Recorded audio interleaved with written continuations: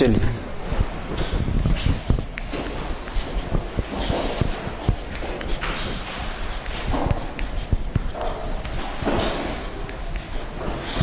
कांच के आयताकार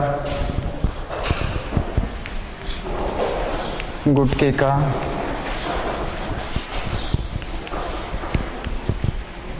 अपवर्तनांक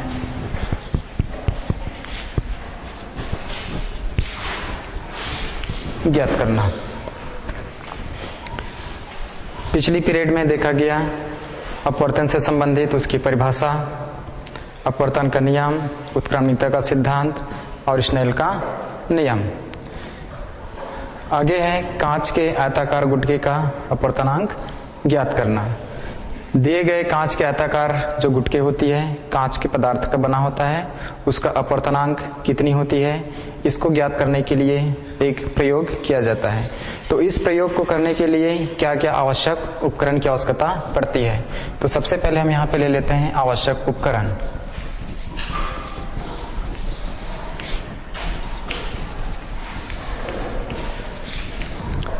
आवश्यक उपकरण के अंतर्गत एक ड्राइंग शीट होती है जो सफेद कागज का एक दस्ता होता है, ड्राइंग बोर्ड होती है, आल पिन होती है, ड्राइंग पिन होती है और सामान्यतः शीश, स्केल, चांदे, इन सारी चीजों की आवश्यकता पड़ती है। ठीक है, इसमें हम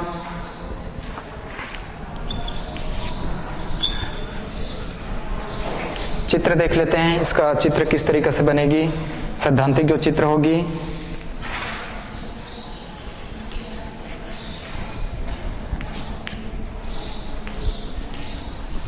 ये कांच का एक आयताकार गुटका है, इस पर एक अभिलंब डाल देते हैं। प्रकाश किरण विरल माध्यम से सघन माध्यम में प्रवेश करेगी।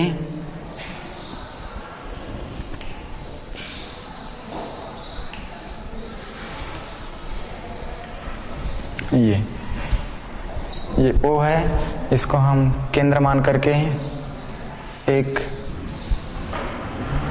ऐसा वृत्त बना लेते हैं। यहाँ से इस पर लंब डाला जाएगा और ये जो कटान बिंदु है यहाँ से इस पर लंब डाली जाएगी। यहाँ पे दो बिंदु गड़ा लेते हैं, P और Q, यहाँ पे R और ये S।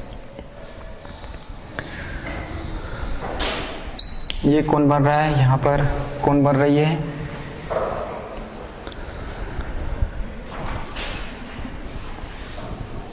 ये O डैश हो जाएगा और इसको हम EX कहेंगे, इसको EY कहेंगे। ठीक है, तो इस तरीके से चित्र बना सकते हैं।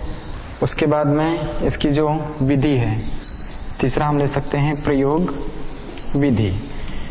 प्रयोग विधि के अंतर्गत हम प्रयोग कैसे करेंगे, इसके लिए जो ड्राइंग पेपर होती है, सफेद कागज, उसको ड्राइंग बोर्ड के ऊपर में रख देते हैं। उसके ऊपर पेपर इधर उधर न सरके, इसके लिए ड्राइंग पिन के माध्यम से उस पेपर को फिक्स कर दिया जाता है। ठीक है, उसके ऊपर कांच का एक आयताकार जो गुटका रहती है, उस गुटके को रख लिया जाती है।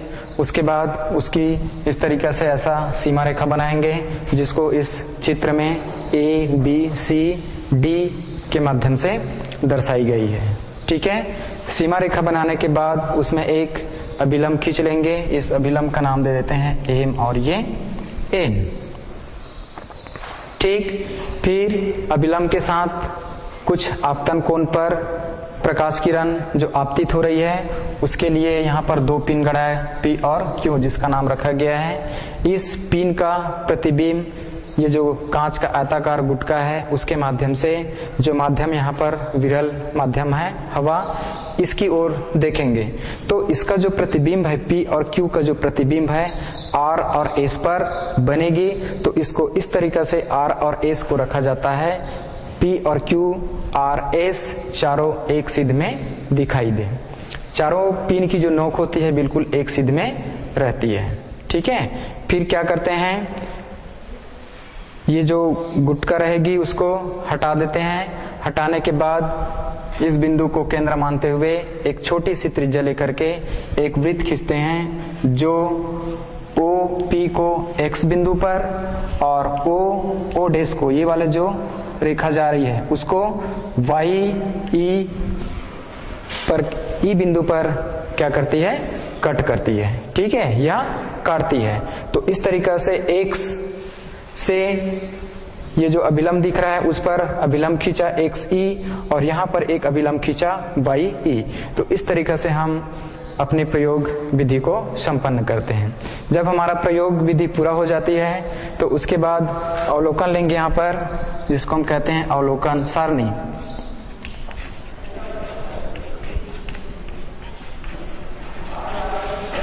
अवलोकन सारणी।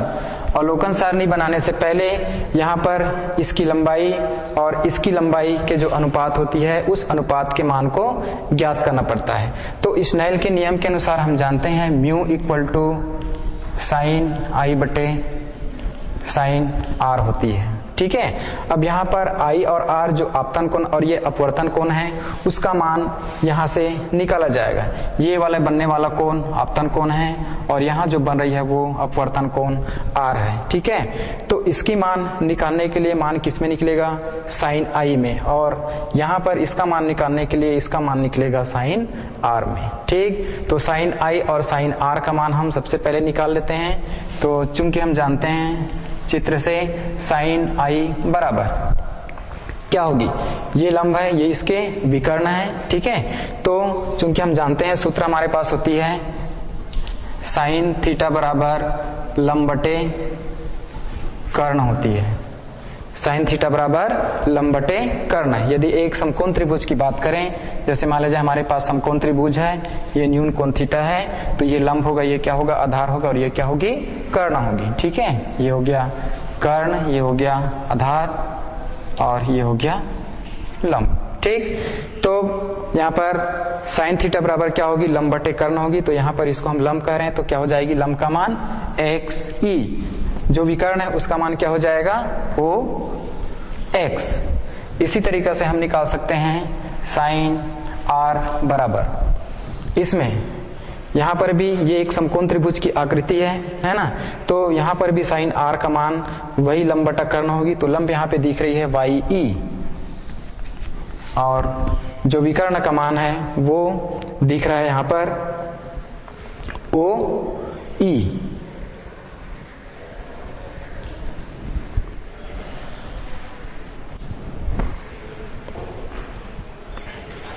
ठीक है।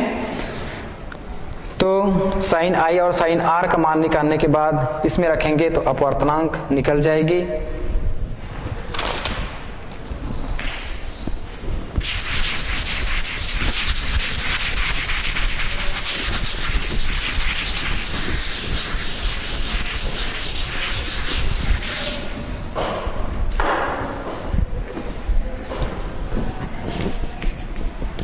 अतः म्यू बराबर साइन I का मान दिख रहा है XE बटे OX और साइन R का मान दिख रहा है YE बटे OE।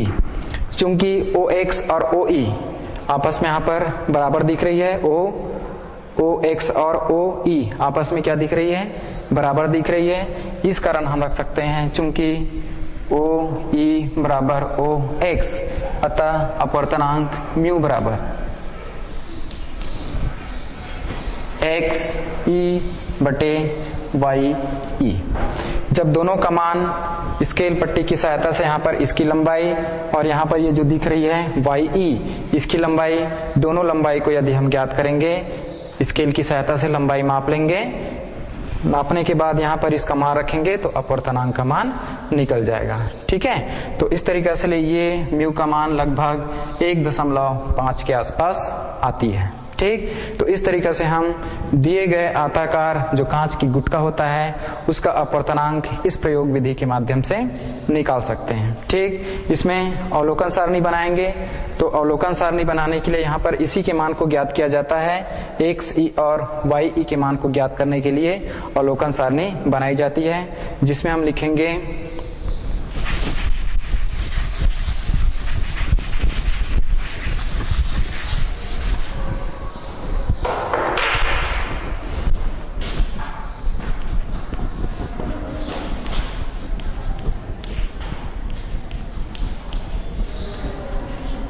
अवलोकन सरणी। तो सबसे पहले यहाँ पर हम लिख लेते हैं क्रमांक, फिर एक्स ई की लंबाई, एक्स ई की लंबाई, फिर यहाँ पर लेंगे वाई ई की लंबाई। जब एक्स ई और वाई ई की लंबाई निकल जाएगी तो अपवर्तनांक म्यू निकालने के लिए हम दोनों को क्या कर देते हैं, यहां से एक्स ई में वाई ई का भाग कर देंगे तो उसको हम लिखेंगे अपवर्तनांक म्यू। तो इस तरीके से हम अवलोकन सारणी बना करके इस प्रयोग को 3, 4, 5, 6 जितने बार करना चाहें कर सकते हैं और प्रत्येक बार ऐसा ही चित्र बनेगी, ऐसा ही विधि का इस्तेमाल करेंगे और क्रमांक यहाँ पे बढ़ाते जाएंगे और आखिरी में म्यू का मान माध्यमान निकाल करके हम ज्ञात कर सकते हैं। ठीक है, तो इस तरीका से दिए गए आयताकार कांच के गुटके का अपवर्तनांक ज्ञात की जाती है। इस प्रयोग को करने के लिए क्या क्या सावधानियां चाहिए?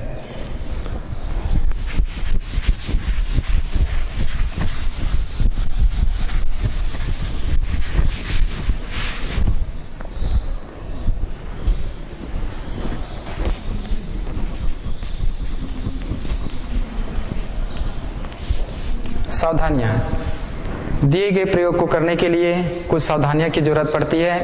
तो हम सावधानी में सबसे पहले ले सकते हैं कि जो यहाँ पर आयताकार कांच की जो गुटका ले रहे हैं उसकी पृष्ठ बहुत अच्छी तरीके से साफ सुथरी होनी चाहिए। ठीक है, दूसरा बिंदु हम यहाँ पर ले सकते हैं कि जो पिन यहाँ पर जो गड़ाई जा रही है, जिसको हम PQRS के नाम से यहाँ पर चित्र में दिखा रहे हैं, वह पिन एकदम सीधे में या ऊर्ध्वाधर उसको गड़ानी चाहिए। ठीक है, तीसरा इसमें हम ले सकते हैं कि ड्राइंग बोर्ड का जो गुटका है, ड्राइंग बोर्ड का जो गुटका है वो बिल्कुल स्थिर होना चाहिए। प्रयोग करते समय जैसे यहाँ पर हम पिन को गड़ाएंगे तो पिन को गड़ाते समय यह गुटका नहीं हिलना चाहिए। ठीक है, अब यदि मान लिया जाए इस पिन को गड़ाते समय ये गुटका अपने स्थान से हिल गया तो हमारा प्रयोग में जो हम अपवर्तनांक निकालने जा रहे हैं, क्या वह अपवर्तनांक सही निकलेगी? नहीं। क्यों? क्योंकि प्रकाश किरणें का जो यहाँ पर अपवर्तन हो रहा है वह अपवर्तन परिवर्तित हो जाएगी। ये जो कोण का मान है वो कोण आपस में बदल जाएगा। जब कोण का मान बदल जाएगी तो हम जो प्रयोग कर रहे हैं वह प्रयोग में क्या पाया जाएगा? त्रुटि पाई जाएगी। समझ रहे हैं? इसी त्रुटि को बचने के लिए हम क्या करेंगे कि पिन गड़ाते समय गुटका अपने स्थान से नहीं हिलना चाहिए। ठीक है, पिनों को जब आधार की तरफ हम देखते हैं तो हमारी जो आंख है वह बिल्कुल ऐसा सेट करें कि इस पिन का जो प्रतिबिंब है यहाँ पर उसकी जो नोक है वो बिल्कुल सीधे में दिखाई दे। तो इस तरीके से इस प्रयोग को करने के लिए ये 4-5 जो मुख्य बातें हैं, इस मुख्य बातों को ध्यान में रखा जाता है और अपवर्तनांक का मान जितना भी आएगी, उस कांच का अपवर्तनांक जितना भी रहेगा वह इस प्रयोग के माध्यम से निकल जाता है। तो ये था दिए गए आयताकार कांच के गुटके का अपवर्तनांक ज्ञात करने की प्रयोग विधि।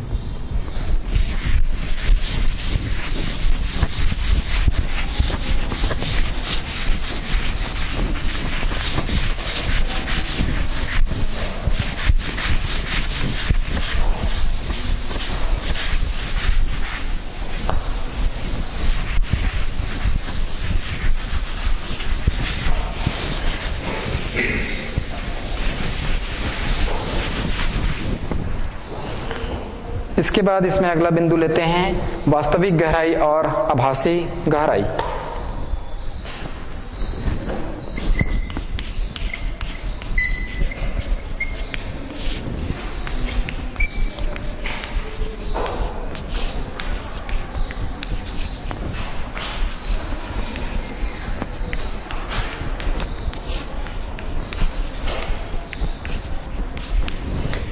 वास्तविक गहराई और आभासी गहराई, इसको हम किस तरीके से प्रदर्शित करें या उसको कैसे समझें, तो उसके लिए भी एक रेखा चित्र यहाँ पर बना लेते हैं।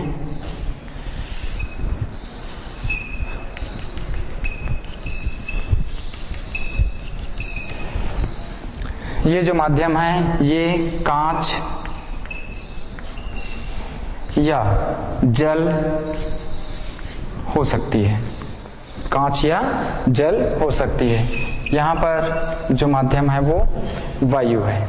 ठीक है, अब हमको वास्तविक गहराई जो होती है किसी भी वस्तु की वह आभासी क्यों प्रतीत होता है, तो इसको हम चित्र में समझने का प्रयास करते हैं कि इसके अंदर एक बिंदु है।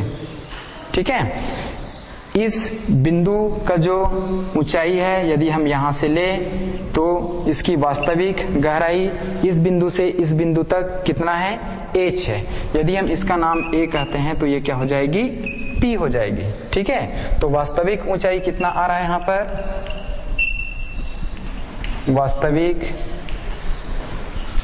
ऊंचाई h बराबर AP, h बराबर AP। ठीक, ये हमको आभासी प्रतीत कब होगा, तो हम जानते हैं कि जब प्रकाश किरण यहां से होकर के निकलेगी,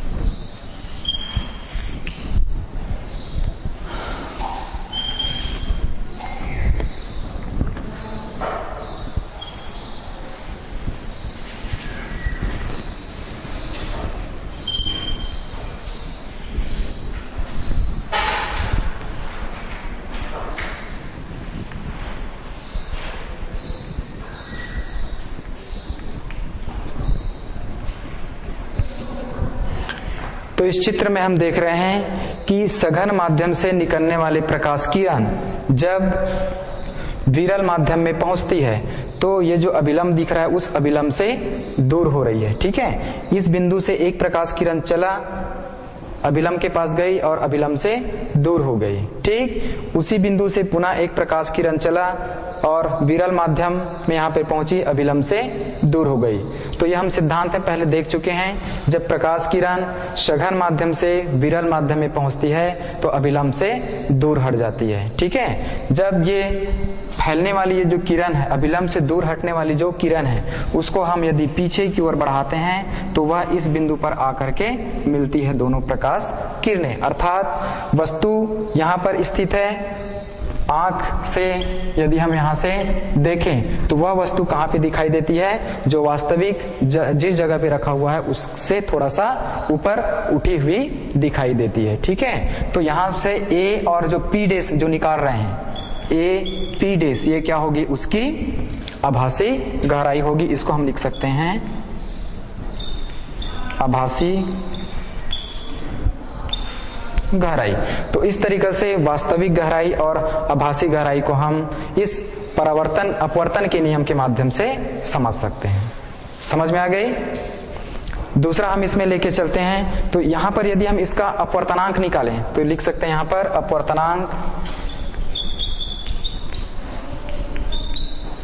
अपवर्तनांक बराबर, या हम जानते हैं अपवर्तनांक को म्यू से प्रदर्शित करते हैं, तो म्यू बराबर क्या हो जाएगी, वास्तविक गहराई बटे आभासी गहराई।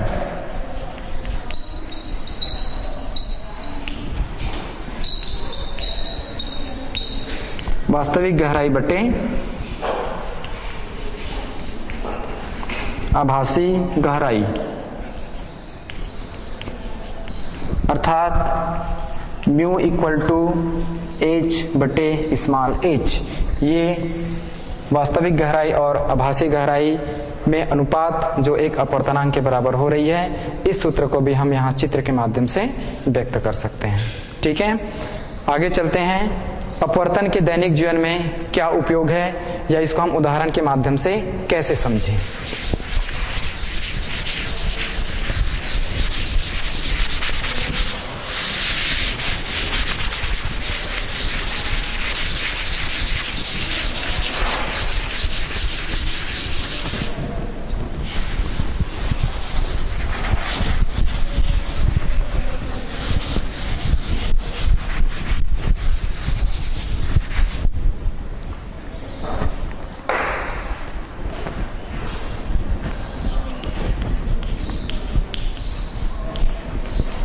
अपवर्तन का दैनिक जीवन में उदाहरण। जब हम प्रकाश के अपवर्तन को समझ रहे हैं तो वह हमारे दैनिक जीवन में किस तरीके से उपयोगी होती है, तो इसको हम कुछ उदाहरण के माध्यम से समझते हैं। जैसे तारे का टिमटिमाना, पहला उदाहरण हम लेके चल सकते हैं। तारे का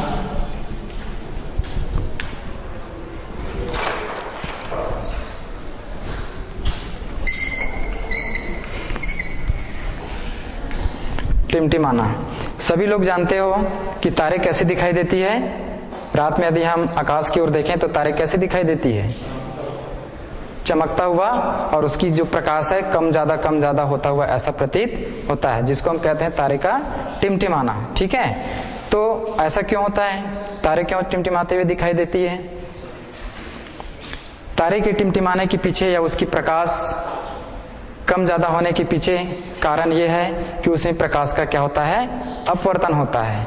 प्रकाश का अपवर्तन कैसे होती है? चूंकि हम जानते हैं कि पृथ्वी से जो तारे की जो दूरी है वो बहुत अधिक होती है। ठीक है, तो बहुत अधिक दूर से आने वाला प्रकाश, चूंकि हमारे वायुमंडल पृथ्वी की सतह से ऊपर की ओर जाएं तो वायुमंडल का अलग अलग परत है, अलग अलग परतों में वायुमंडल जो है बटा हुआ है। ठीक है, तो विभिन्न परतों से तारे से आने वाले प्रकाश क्या करेगी, गुजरेगी। क्लियर हो गया? तो विभिन्न परतों से आने वाली प्रकाश जब गुजरती है तो वहां पर उस प्रकाश का कुछ परत के लिए माध्यम सघन होती है, कुछ परत के लिए माध्यम क्या होती है, विरल होती है। ठीक है, तो प्रकाश किरणें, तारे से आने वाले जो प्रकाश किरणें सघन माध्यम, विरल माध्यम या सघन माध्यम, इसमें से होकर के पृथ्वी तक आती है। ठीक है, तो प्रकाश किरणें जब सघन माध्यम में आएगी तो वह उसका प्रकाश कुछ कम दिखाई देगा, या विरल माध्यम में जाएगी तो उसका प्रकाश कुछ अधिक दिखाई देगा। क्लियर हो गया? तो इस तरीके से प्रकाश जो तारे से निकलती है वह पृथ्वी पर टिमटिमाते हुए दिखाई देती है। क्लियर हो गया?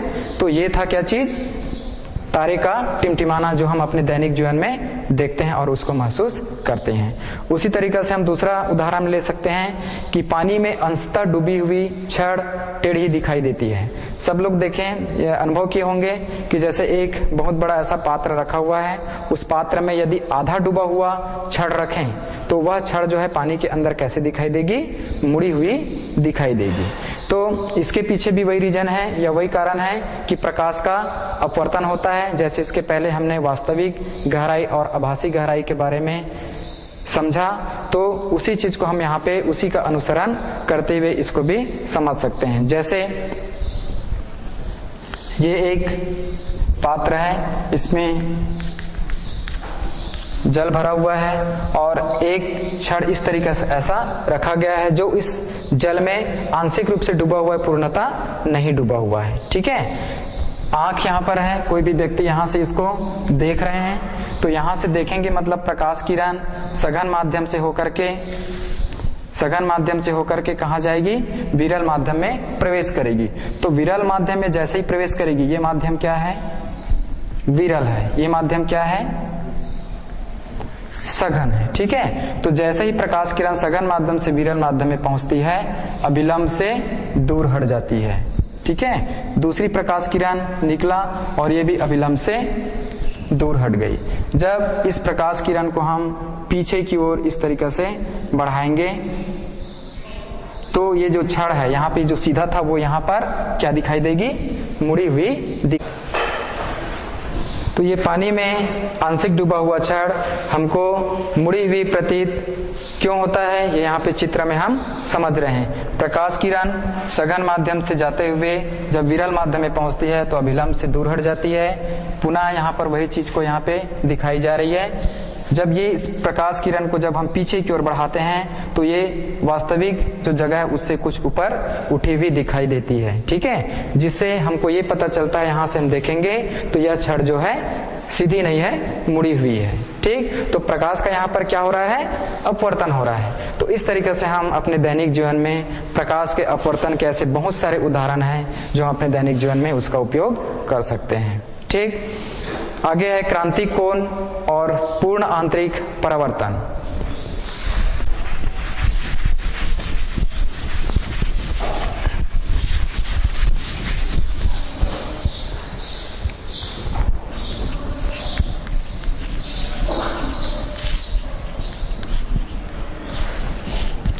क्रांतिक कोण, क्रांतिक कोण किसे कहेंगे, इसकी क्या परिभाषा होगी और इसका मान कितना होता है।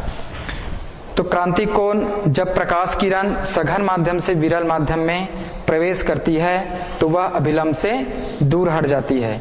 इस स्थिति में जो आपतन कोण है उसके मान को यदि हम r से प्रदर्शित करें और आपतन कोण है उसके मान को हम I से प्रदर्शित करें और अपवर्तन कोण के मान को हम यदि R से प्रदर्शित करते हैं तो स्नेल के नियम के अनुसार हम जानते हैं mu equal to sine I बटे साइन R होती है। ठीक है, चूंकि हम देख रहे हैं कि आपतन कोण के मान को जैसे हम बढ़ाते जाएंगे अपवर्तन कोण के मान भी वैसे ही बढ़ता जाएगा। चित्र में देखें यहां पर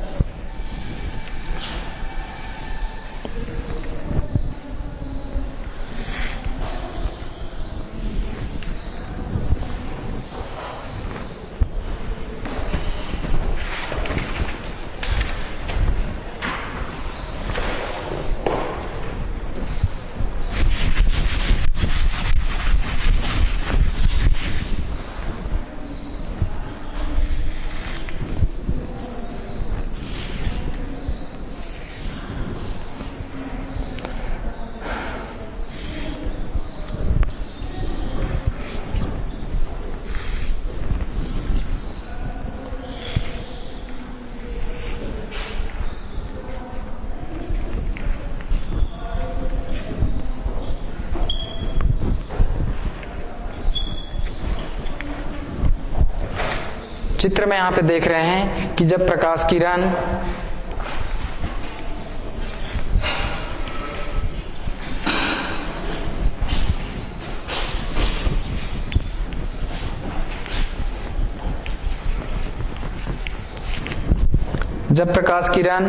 सघन माध्यम से विरल माध्यम में प्रवेश करती है तो अभिलंब से दूर हट जाती है। ठीक है, तो स्नेल के नियम के अनुसार हम जानते हैं कि म्यू बराबर साइन I बटे साइन R होती है। यहाँ पर हम देख रहे हैं कि यदि हम आपतन कोण के मान को बढ़ाते हैं तो अपवर्तन कोण के मान भी उसी क्रम में बढ़ते जाती है। ठीक, एक स्थिति ऐसे आती है कि आपतन कोण के एक विशेष मान के लिए जो अपवर्तन कोण है उसका मान 90 अंश हो जाता है। अर्थात जो अपवर्तित होने वाले जो किरणें हैं, ये आपतित किरण हुआ, ये अपवर्तित होने वाले जो किरणें हैं, दोनों माध्यमों को पृथक करने वाली जो सीमा रेखा है उस सीमा रेखा को स्पर्श करते हुए आगे की ओर बढ़ेगी। अर्थात यहाँ पर जो अभिलंब के साथ जो कोण बन रहा है वो कितने अंश आ रही है, 90 अंश आ रही है। 90 अंश कब आया, एक विशेष आपतन कोण के लिए। ठीक है, तो यहाँ पर हम क्रांतिक कोण की क्या परिभाषा देंगे कि जब क्रांतिक कोण सघन माध्यम में वह आपतन कोण होती है जिसमें अपवर्तन कोण का मान कितना हो, 90 अंश हो। ठीक, ये जो मान होती है इसको हम IC से प्रदर्शित करेंगे। अर्थात IC का मतलब क्या हुआ, क्रांतिक कोण हुआ। ये क्या हो गया, अपवर्तन कोण है जो कितने अंश है, 90 अंश है। ठीक है, तो यही IC क्या कहलाती है, क्रांतिक कोण कहलाती है, जिसके लिए अपवर्तन कोण का मान कितना होता है, 90 अंश होती है। क्लियर हो गया, तो ये था क्रांतिक कोण की परिभाषा। ठीक, चित्र में समझ में आया यहाँ पे कि क्रांतिक कोण को हमने किस तरीके से परिभाषित किया। अपवर्तनांक और क्रांतिक कोण में हम क्या संबंध स्थापित कर सकते हैं।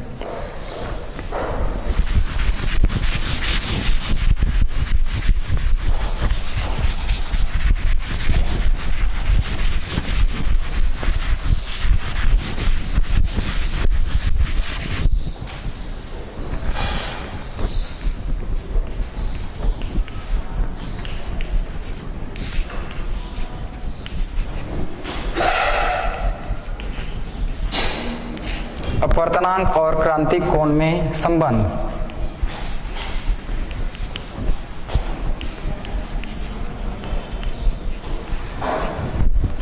दोनों में क्या संबंध होती है, तो यदि हम सघन माध्यम को D से प्रदर्शित करें,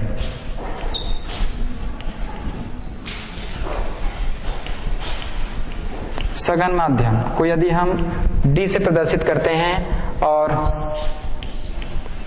विरल माध्यम को R से प्रदर्शित करते हैं। तो एक विशेष आपतन कोण जिसको हम कहते हैं IC, आपतन कोण बराबर क्या ले सकते हैं, IC। इसके लिए जो अपवर्तन कोण होगा वो क्या होगा, 90 अंश, अर्थात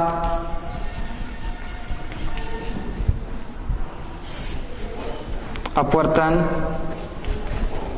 कोण बराबर 90 अंश। ठीक है, तो इस स्थिति में जो माध्यम का अपवर्तनांक है वो क्या होगा, म्यू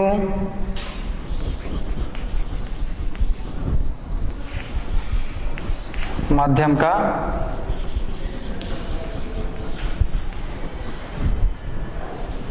अपवर्तनांक, माध्यम का अपवर्तनांक म्यू बराबर साइन IC बटे साइन 90। ठीक है, ये कहां से आया, स्नेल के नियम से। स्नेल के नियम से हम जानते हैं साइन I बटे साइन R होता है, और R क्या चीज है, अपवर्तन कोण है। ठीक, चूंकि हम जानते हैं कि साइन 90 का मान कितना होता है, चूंकि साइन 90 डिग्री इक्वल टू 1, मतलब साइन 90 अंश का मान कितना होगा, 1 होगा।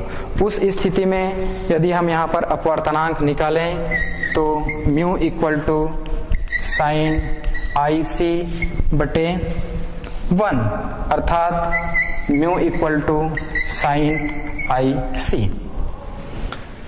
उत्क्रमणीयता के सिद्धांत से हम ये भी जानते हैं, यहाँ पर जो अपवर्तनांक निकाला जा रहा है वह क्या चीज है, सघन माध्यम के सापेक्ष विरल माध्यम का अपवर्तनांक, अर्थात इसको हम क्या लिखेंगे, d म्यू R, सघन माध्यम के सापेक्ष विरल माध्यम का अपवर्तनांक। यहाँ पर भी वही चीजें आ जाएगी, d म्यू R, यहाँ पर भी वही आएगा d म्यू R, उत्क्रमणीयता के सिद्धांत से।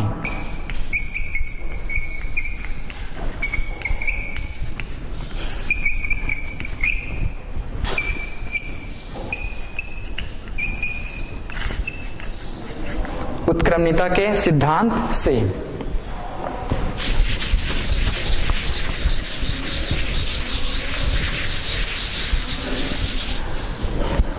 d म्यू R बराबर 1/R म्यू d, ये होगा।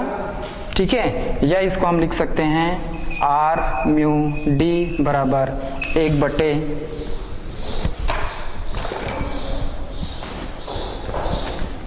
d म्यू R, या लिखेंगे R म्यू d बराबर 1 बटे d म्यू R का मान कितना लिखा हुआ है यहाँ पर, साइन IC, तो ये हो जाएगा साइन IC। ठीक है, और 1/साइन थीटा का मान, त्रिकोणमिति हम जाएं तो त्रिकोणमिति में क्या होती है, 1/साइन थीटा बराबर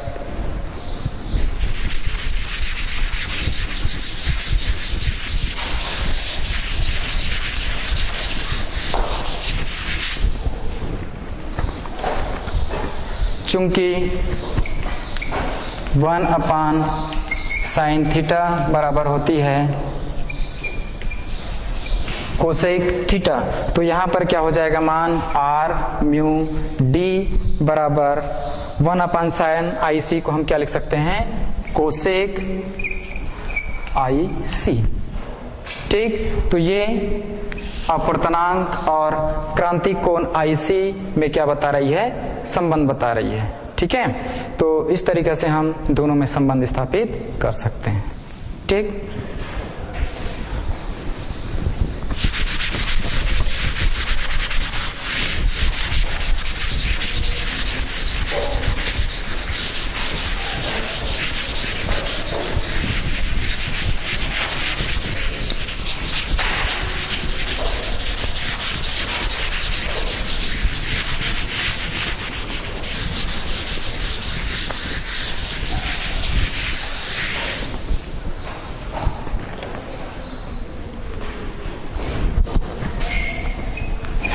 पूर्ण आंतरिक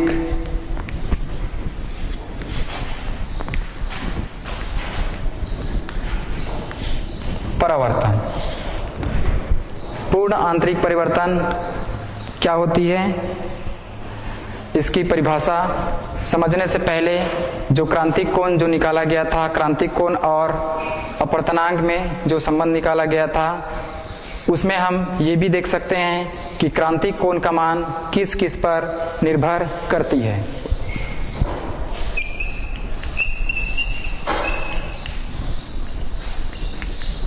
क्रांतिक कोण की निर्भरता, क्रांतिक कोण की निर्भरता। तो सबसे पहले हम यहाँ पर देखेंगे कि क्रांतिक कोण माध्यम के जोड़े पर निर्भर करती है।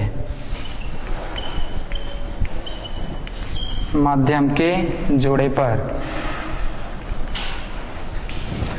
क्रांतिक कोण माध्यम के जोड़े पर किस तरीके से निर्भर करेगी कि वहां पर माध्यम हम क्या ले रहे हैं, वायु, कांच या जल, ठीक है। तो वहां पर क्रांतिक कोण का मान कम ज्यादा हो सकती है।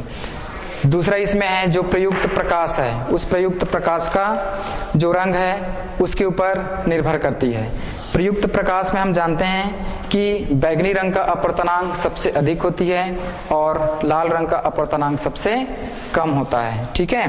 तो जो क्रांतिक कोण होगी वो बैगनी रंग के लिए क्या हो जाएगी, कम हो जाएगी, और लाल रंग के लिए क्या हो जाएगी, अधिक हो जाएगी। तो प्रयुक्त प्रकाश क्या है इसके ऊपर भी निर्भर करती है क्रांतिक कोण का मान। ताप यदि हम धीरे धीरे ताप को बढ़ाते जाएं तो अपवर्तनांक जो है क्रमशः घटते जाती है। जब अपवर्तनांक घटेगी तो क्रांतिक कोण का मान क्या हो जाएगा, बढ़ जाएगा। तो इस तरीके से हम क्रांतिक कोण किस किस बातों पर निर्भर करती है इसको भी समझ सकते हैं, ठीक। अब यहाँ पर देखते हैं पूर्ण आंतरिक परावर्तन।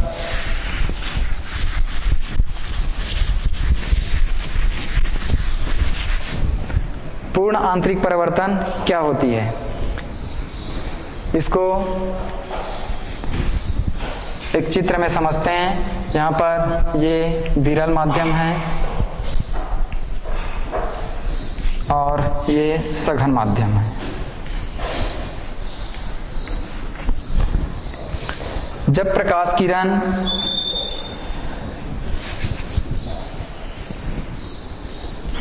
सघन माध्यम से विरल माध्यम में प्रवेश करती है तो सघन माध्यम से विरल माध्यम में प्रवेश करते समय यदि क्रांतिक जो कोण होगा उस क्रांतिक कोण का मान आपतन कोण के मान से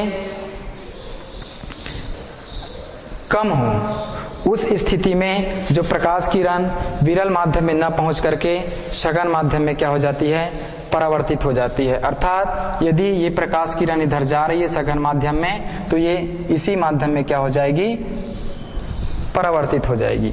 तो इस घटना को हम क्या कहते हैं, पूर्ण आंतरिक परावर्तन कहते हैं, ठीक है। एक बार पुनः इसकी परिभाषा को देख लीजिए कि जब प्रकाश किरण सघन माध्यम से विरल माध्यम में प्रवेश करती है तो आपतन कोण का मान क्रांतिक कोण के मान से अधिक हो जाता है। तो जो प्रयुक्त प्रकाश किरण होगी वह विरल माध्यम में न पहुंच करके सघन माध्यम में ही परावर्तित हो जाती है। इस प्रकार की घटना को हम क्या कहते हैं, पूर्ण आंतरिक परावर्तन की घटना कहते हैं, ठीक है। और पूर्ण आंतरिक परावर्तन की घटना में यह हमारे दैनिक जीवन में किस तरीके से उपयोगी है, तो इसके बहुत सारे उदाहरण हमारे दैनिक जीवन में आती है। जैसे हीरे की चमकना, हीरे की चमकना, और उदाहरण हम ले सकते हैं जल में वायु के बुलबुले का चमकीला दिखाई देना। इसके अतिरिक्त हम और उदाहरण ले सकते हैं जैसे मृग मरीचिका जिसको हम कहते हैं या मृग तृष्णा के नाम से भी जानते हैं। तो ये सारी जो घटनाएं घटित होती है या जो दैनिक जीवन में इसका जो उपयोग करते हैं वह पूर्ण आंतरिक परिवर्तन के कारण होती है। हाँ पूछिए।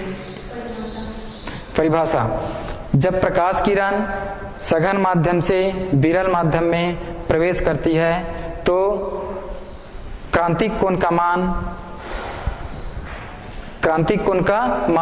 आपतन कोण के मान से क्या हो जाती है, कम हो जाती है। उस स्थिति में प्रकाश किरण विरल माध्यम में न पहुंच करके सघन माध्यम में प्रवेश करती है, सघन माध्यम में ही परावर्तित हो जाती है। इस प्रकार की घटना को हम क्या कहते हैं, पूर्ण आंतरिक परावर्तन कहते हैं, ठीक है। समझ में आ गया। तो ये था पूर्ण आंतरिक परिवर्तन की परिभाषा और उसके उदाहरण के द्वारा दैनिक जीवन में उपयोग। तो जल में जैसे एक उदाहरण ले रहे थे अपन, जल में वायु के बुलबुले का चमकीला दिखाई देना। तो जल में वायु के बुलबुला चमकीला दिखाई क्यों देगी, तो इसको थोड़ा सा समझते हैं कि जब हवा के बुलबुले जल के अंदर बनती है तो प्रकाश किरण सघन माध्यम से विरल माध्यम में जब प्रवेश करती है, चूंकि पूर्ण आंतरिक परिवर्तन की घटना के लिए दो शर्तें यहाँ पर आवश्यक है। क्या क्या दो शर्तें यहाँ पर आवश्यक है कि प्रकाश, पहला इसमें कंडीशन ये है कि प्रकाश किरण सघन माध्यम से विरल माध्यम में प्रवेश करे। सबसे पहली शर्त यह है कि प्रकाश किरण सघन माध्यम से विरल माध्यम में प्रवेश करे। दूसरी इसमें शर्त यह है कि आपतन कोण का मान क्रांतिक कोण के मान से सदैव अधिक हो। ठीक है, पहला शर्त क्या है इसके लिए, आपतन कोण का मान क्रांतिक कोण के मान से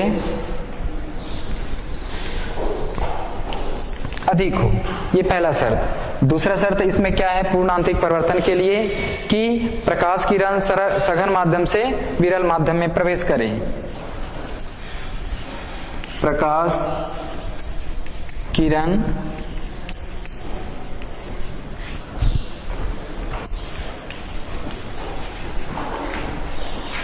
सघन माध्यम से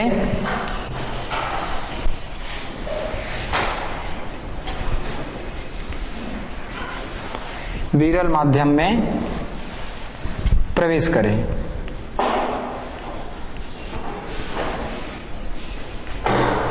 ये दो शर्तें पूर्ण आंतरिक परिवर्तन की घटना के लिए। ठीक है, जब ये दोनों कंडीशन या दोनों शर्तें जब लागू होगी तभी प्रकाश का पूर्ण आंतरिक परिवर्तन होगा, नहीं तो पूर्ण आंतरिक परिवर्तन की घटना नहीं होगी। ठीक, तो हम जैसे देख रहे थे उदाहरण कि वायु की जो बुलबुले होती है वो चमकीले दिखाई देती है, क्यों? तो वायु के बुलबुले चमकीली दिखाई देती है, इसके पीछे कारण वही है कि जब हवा के बुलबुले जल के अंदर प्रवेश करती है या जल के अंदर जब चलने लगती है तो प्रकाश किरण सघन माध्यम से होकर के कहाँ पहुंचेगी, विरल माध्यम में पहुंचेगी।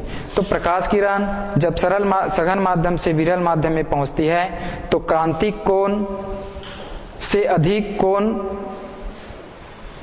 पर वायु के तल पर क्या होगी, आपतित होगी। ठीक, तो यहाँ पर ये जो शर्तें हैं, आपतन कोण का मान क्रांतिक कोण के मान से क्या हो, अधिक हो। तो यहाँ पर क्रांतिक कोण के मान से जो आपतन कोण है वह अधिक हो जाता है, जिस कारण जो वायु के बुलबुले है वह जल में चमकीला दिखाई देती है। ठीक इसी प्रकार हम समझ सकते हैं हीरे की चमकना, और इसी प्रकार पुनः हम समझ सकते हैं कि मृग तृष्णा या मृग मरीचिका की, जिसके नाम से हम जानते हैं।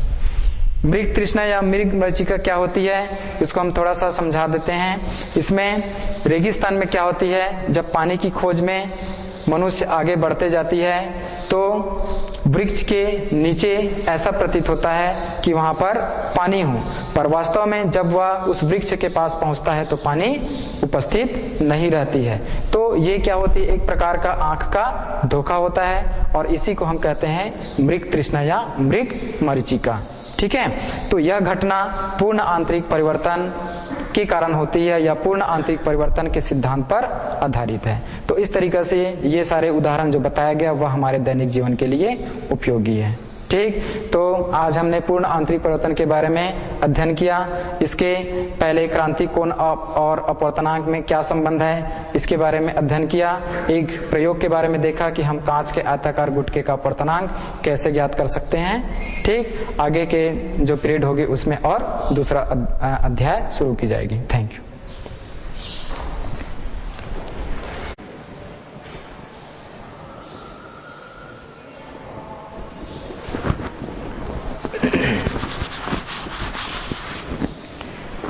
कांच के आयताकार गुटके का जो प्रायोगिक प्रदर्शन देख रहे थे उसमें उसके चित्र में सुधार करना है। कांच के आयताकार गुटके का अपवर्तनांक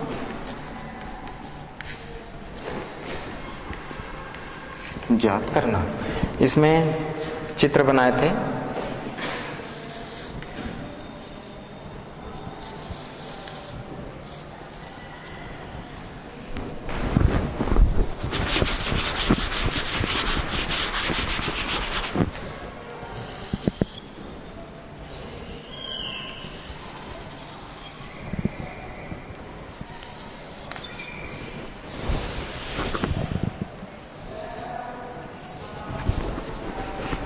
ये कांच का आयताकार गुटका है A, B, C, D। इसमें यहाँ पे एक अभिलंब खींचते हैं M और N। ये प्रकाश किरण आपतित हो रही है, यहाँ से अपवर्तित हो जाएगी। यहाँ पे एक और अभिलंब है और प्रकाश किरण इस दिशा पे निर्गत हो जाता है। यहाँ पे दो बिंदु लगाए थे, दो पिन जिसको हम कहते हैं P और ये Q, ये इसको O कहेंगे, ये वाला O डैश हो जाएगा। और यहाँ पर ये P और Q का प्रतिबिंब प्राप्त करते हैं जिसको हम कहते हैं R और S। तो इस तरीके से आपतित जो किरण है PO वो जो है R इस दिशा में क्या हो जाती है, निर्गत हो जाती है। यहाँ पे अभिलंब के साथ में बनने वाला कोण आपतन कोण कहेंगे और अभिलंब के साथ में जो अपवर्तित जो किरण है इसके साथ में जो बन रही है कोण, इसको हम क्या कहेंगे, अपवर्तन कोण R कहेंगे। अब इस पर इस चित्र में क्या गलती हुआ था, यहाँ पे हम देख रहे हैं ये O को हम केंद्र माने हैं, इससे छोटी त्रिज्या लेकर के क्या खींचेंगे, एक वृत्त खींचेंगे।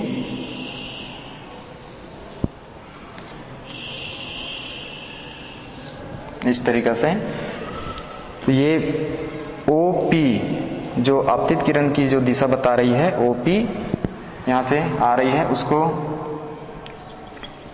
X बिंदु पर प्रतिच्छेद करती है। उसी तरीके से यहाँ पर ये Y बिंदु पर क्या कर रही है, प्रतिच्छेद कर रही है, ये Y। स्केल में हम क्या करेंगे, इन दोनों की दूरी नापने के लिए यहाँ पर जो MN जो दिख रही अभिलंब, उससे हम X से यहाँ पर अभिलंब खींचे X और इसका हम नाम कर देते हैं E। और उसी तरीके से यहाँ से भी यहाँ अभिलंब खींचते हैं, इसको हम कहेंगे F।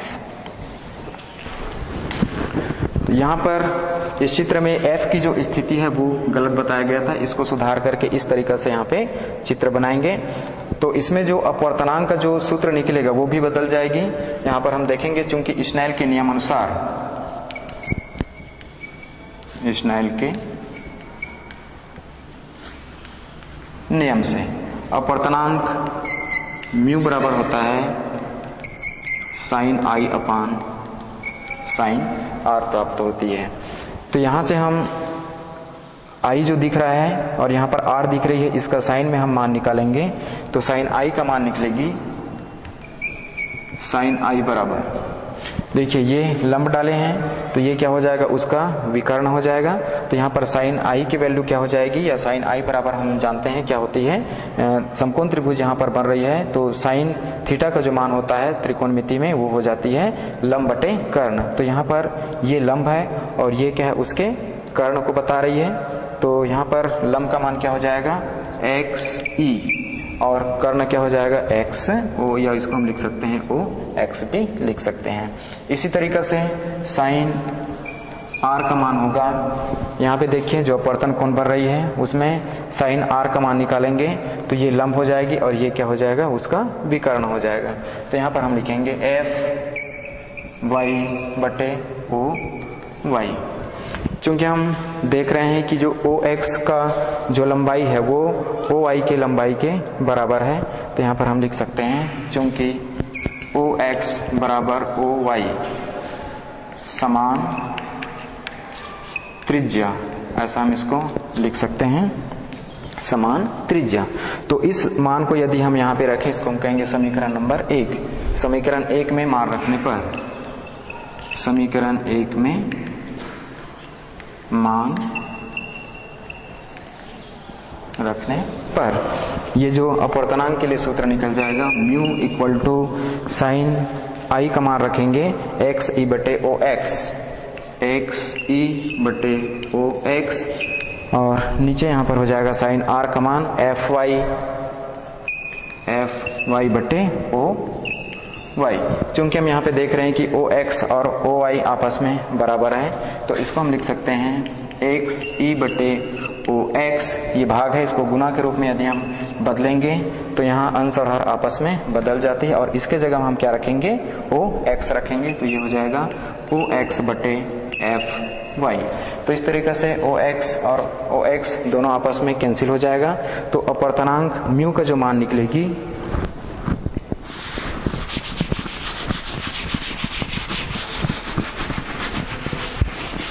अपवर्तनांक म्यू बराबर आ जाएगा एक्स ई बटे